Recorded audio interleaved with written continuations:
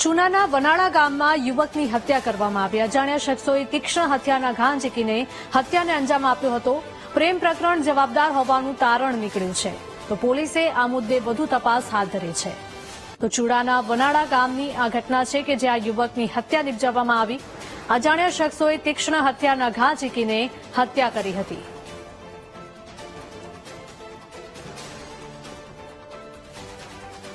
તો આ હત્યા કેસમાં પ્રેમ પ્રકરણ જવાબદાર હોવાનું તારણ સામે આવી રહ્યું છે, તો પોલીસે આ મુદ્દે ગુનો દાખલ કરીને વધુ તપાસ શરૂ કરી છે.